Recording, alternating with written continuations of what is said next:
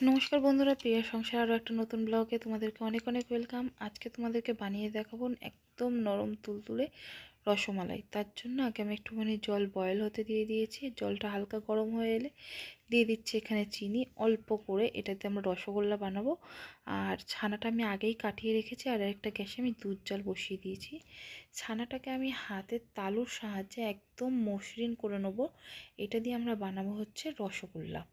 একদম ছোট ছোট রসগোল্লা বানাবো, ঠিক আঙুরের মতন সাইজের। তো যতটা সম্ভব তোমরা হাতের তালু দিয়ে কিন্তু এরকমভাবে মানে ছানাটাকে নরম করে নেবে। অনেকেই রসগোল্লা বানানোর জন্য সুজি ময়দা ইউজ করে, কিন্তু আমি প্রপার ছানাটাই ইউজ করছি। আর দেখো এখানে কিন্তু আমি এরকম ছোট ছোট গোল্লা করে নিয়েছি, আর সেগুলোকে বল করে নিচ্ছি। এখানে দুধটাও জাল হয়ে এসেছে, দুধটা ঘন হতে থাকুক। দেখো আমাদের কিন্তু রসগোল্লার রসটা কিন্তু রেডি হয়ে গেছে। এবার আস্তে আস্তে একদম মিডিলটাতে একটা একটা করে ছেড়ে দেবো।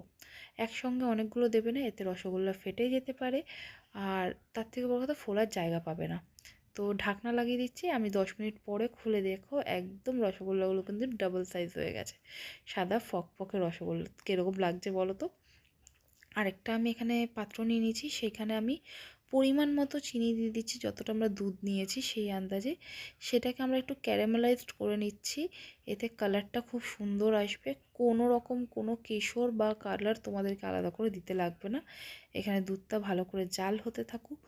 ও আর দুধটা জাল হয়ে এসেছে, এবার দেখো কালারটা কত সুন্দর এসেছে। এবার এই পর্যায়ে আমি ফেলে দিচ্ছি এখানে কয়েকটা ছোট এলাচ আর একটা তেজপাতা। একটুখানি ফ্লেভারের জন্য আমি দিয়ে দিচ্ছি এখানে গুঁড়ো দুধ। তোমরা চাইলে গুঁড়ো দুধের জায়গায় খোয়া ক্ষীরও ইউজ করতে পারো, আমার কাছে অ্যাভেলেবেল ছিল না তাই আমি দিইনি।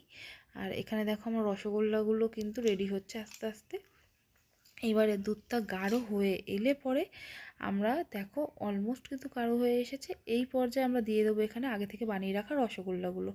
অবশ্যই রস চিপড়ে নেবে, এতে দুধ ভালোভাবে সোক করবে। ব্যাস দেখতে দেখতে তৈরি হয়ে গেল আমাদের রসমালাই।